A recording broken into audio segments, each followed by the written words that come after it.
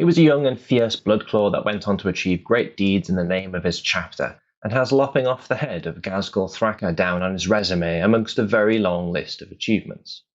In this video, we'll take a brief look at the lore and background for one of the Space Wolves' longest-serving heroes, Ragnar Blackmane. We'll look at their data sheets and abilities in both casual and competitive play in Warhammer 40,000, as well as leadership options and detachment and stratagem synergies. Welcome to my mini Grimdark.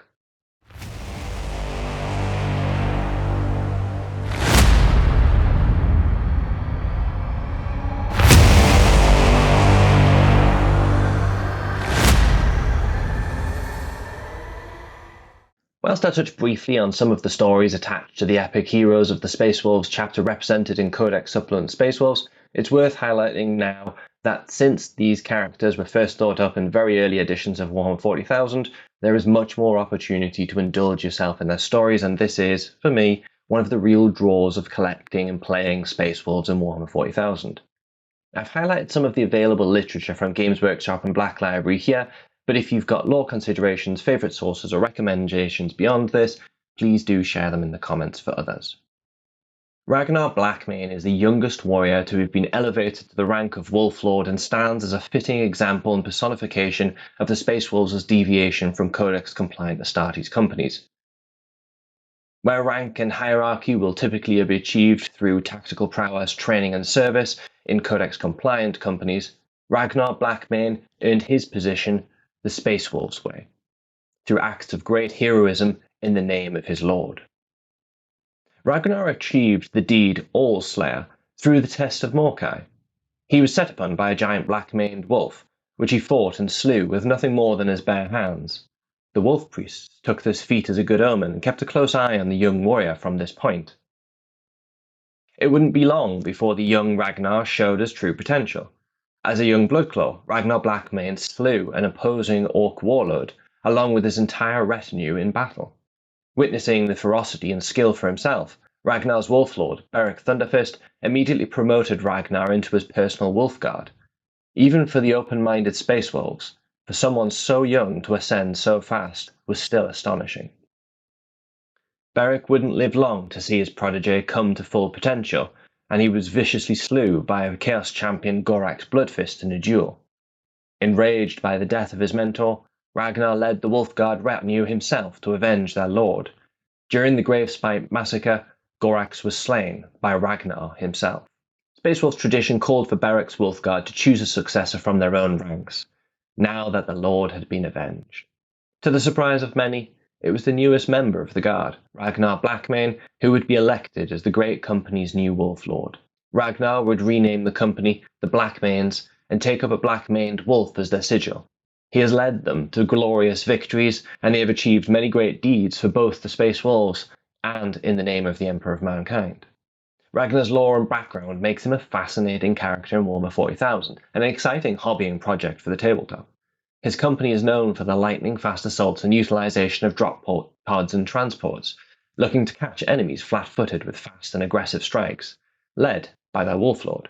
In narrative play and on the casual tabletop, this could be represented in your list building, with Ragnar leading a charge of large numbers of Bloodclaws, charging from transports, supported by fast attack units and deep-striking Wolfguard Terminators, with Grey Hunters and Headhunters arriving to join the fray in drop pods. He's a fun character to work with, and if narrative list building is something you enjoy, I'd strongly recommend investing some time looking into the stories surrounding Ragnar's achievements for inspiration. Before we dive into Ragnar's datasheet in earnest, if you want to see more of these videos, please drop a like and subscribe. If something comes to mind that I haven't considered whilst we work through the impact of the Space Wolves characters on the tabletop, drop a comment below, particularly if it might prove useful for others. Ragnar Blackmane was actually the first epic hero I ever took to the tabletop in Warhammer 40,000 many editions ago. I am very happy and relieved to say that I believe his 10th edition datasheet and abilities do this character justice. His datasheet is that of a Space Marines captain in general. Ragnar is a bit faster with a 7-inch move, then toughness 4, 3+ save with an inbuilt 4+ invulnerable save, 5 wounds, 6+ leadership, and OC 1. I'd note straight away that he's got okay durability with a 4+ invulnerable save, but with only toughness 4 and 5 wounds, your opponent will pick him off with a round of decent ranged firepower if you run him by himself and in the open. I think I'd tend to run him in a unit as a leader, partly to protect him for long enough to get Frostfang into melee, but also because he brings a lot to both of the units that he can lead, as we'll look at in a moment. A running theme for the Space Wolf character is that he does, technically, have a ranged output with a bolt pistol, but it's not the bit you're interested in. 12-inch ranged attack, hits on 2+, strength 4, AP 0, damage 1. Let's not waste any time here. In melee, Ragnar is savage with his double-edged chainsword, Frostfang. He strikes with 8 attacks at base, hitting on 2+ with strength 6, AP -3 and damage 2. He gets sustained hits, so those 6s give you extra hits. As well as this, Ragnar's Battle Lust means he gets 2 extra attacks on the charge. That takes him to 10 attacks. He'll blend light infantry, and he'll make his unit much more threatening against tougher opponents as well. He also loves some of the saga buffs and stratagems, which we'll come to. Ragnar has 2 great unit options to lead in Blood Claws and Headtakers. His ability Warhowl will impact both units differently. For Blood Claws, he gives them rerolls to their wound rolls. That's excellent for them, where the sheer weight of those chainsword attacks will give them an opportunity to take down more points-intensive foes. If you pop him into a unit of Headtakers, that unit will get a built-in advance and charge instead. Again, perfect for a unit that will want to cover the ground and get into combat as quickly as possible. I've tried Blackmane in a few different unit compositions, so here's my rough scaling. Basically, there aren't any bad options. He's going to have an increased durability inside the shielded Headtakers units, no denying, but I did find with the stratagems and buffs applied to the unit, 6 Headtakers with paired mastercrafted power weapons was devastating. It's points intensive, but they never failed to get return on investment for me, and I'd happily take this unit in competitive play. The thing is, the Blood Claws might actually be the sensible choice though. He turns one of the cheapest Space Marine units available into a ferocious melee unit, and, certainly early on, many opponents just won't expect it. They made light work of objective grabbers and fast attack units when I ran the unit this way. I ran a block of 20 with Ragnar at the helm against World Eaters, and they humbled the Berserker hordes in front of them. If you've got the points to swing a 6-man Headtakers unit without sacrificing other wants in your list, this is the way to go with Ragnar for me. If you get them up the battlefield carefully, perhaps in a transport, they'll do you proud in combat and they'll meet the cost against most opponents. That said, don't let them get isolated away from the main force. Dropping a support unit of Terminators down or screening them with Blood Claws or Hunting Wolves could be a central strategy here. I'll cover army-wide strategies in a later video, but suffice to say, if you get ambushed by elite units or find yourself in line of sight of a Tau gun line, Ragnar and his 6 Headtakers will die surprisingly quickly. If you don't want to invest the points, Blood Claws units are very efficient investments full stop, and with Ragnar leading them, they become dangerous against most infantry, with the potential to punch up against tougher foes with the right buffs. I enjoyed the 20-man squad, and I would recommend it for the occasional casual game shenanigans. But units of 10 is definitely the way to go for wider battle efficiency in most matchups. As a side note, Ragnar Blackmane cannot lead Grey Hunters. I only mention this because it might be an initial surprise to you.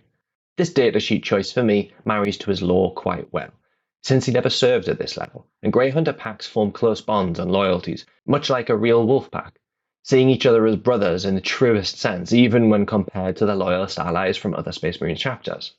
Their role, both in lore and on the tabletop, is one of utility far more than the Blood Claws as well.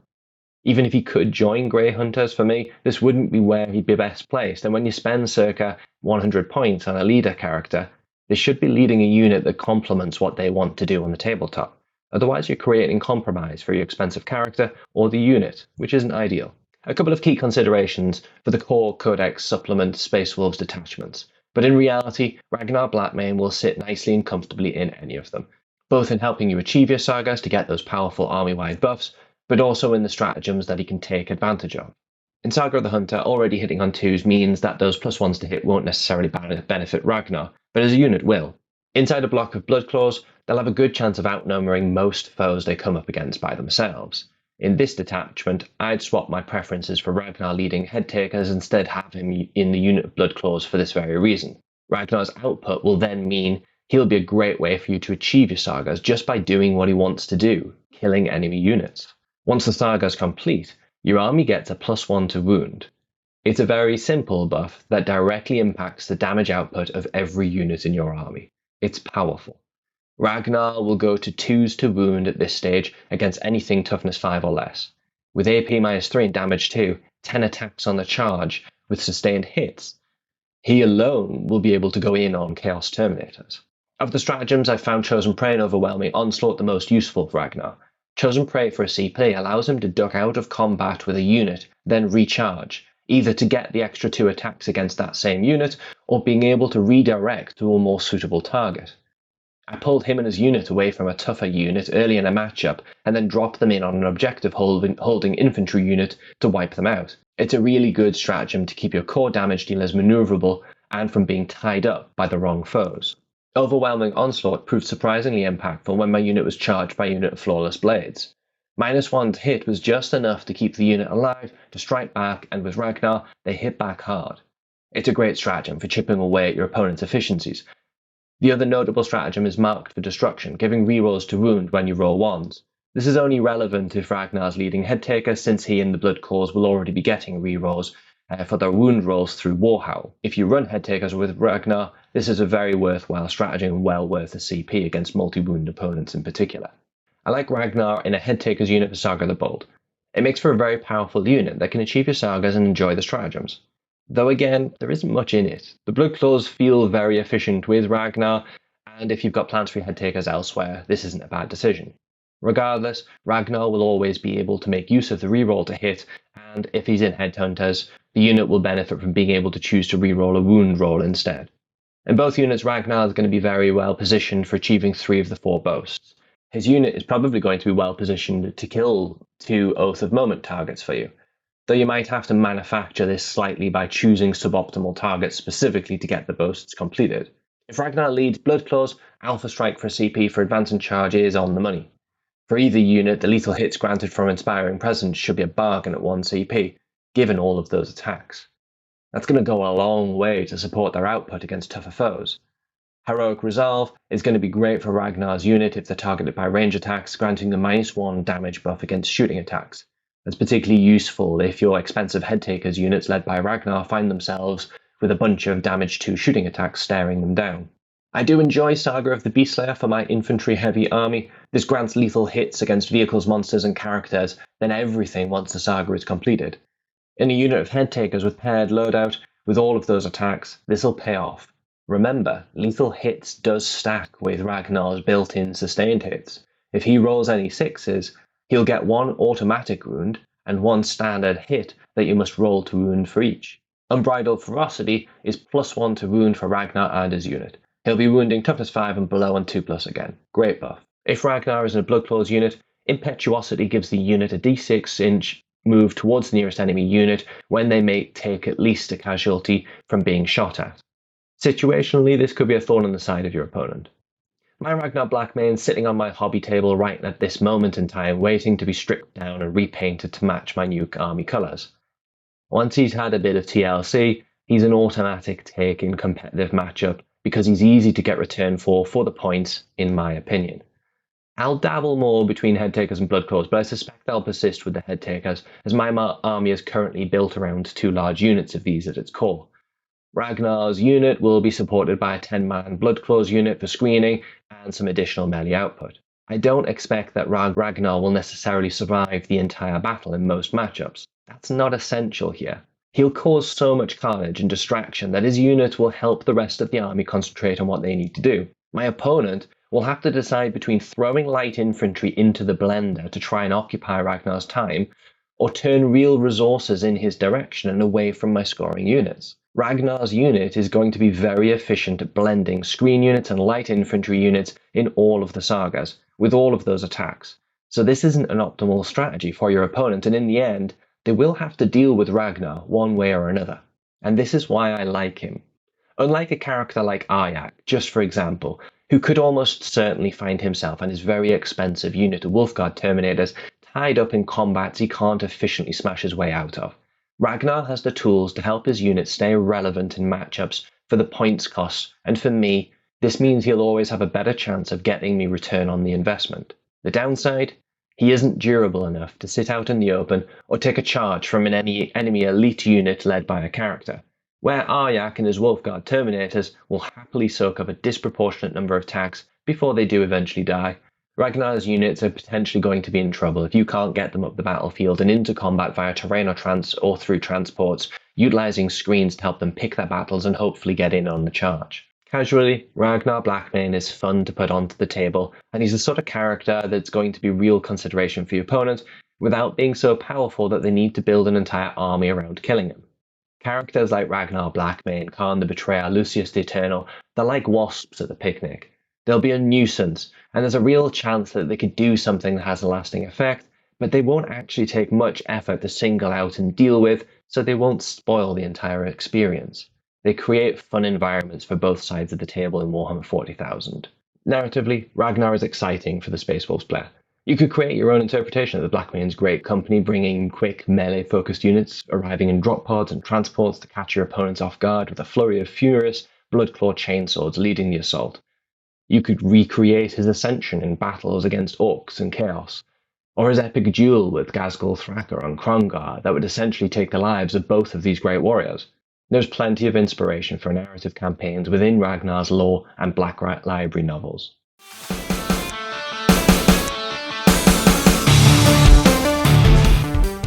Ragnar Blackmane's most recent sculpt was released early 2024, and he received his Primaris scale glow-up. It's a great miniature, and it sits really well alongside the shiny new range refresh that the Space Wolves have received in 2025. If this video has been useful, please like and subscribe to show your support for this new channel. If you've got any of your own takes on Ragnar Blackmane, share them in the comments, particularly if you've got some lore points I didn't cover, or some in-game considerations others might benefit from. Thanks for watching, keep hobbying.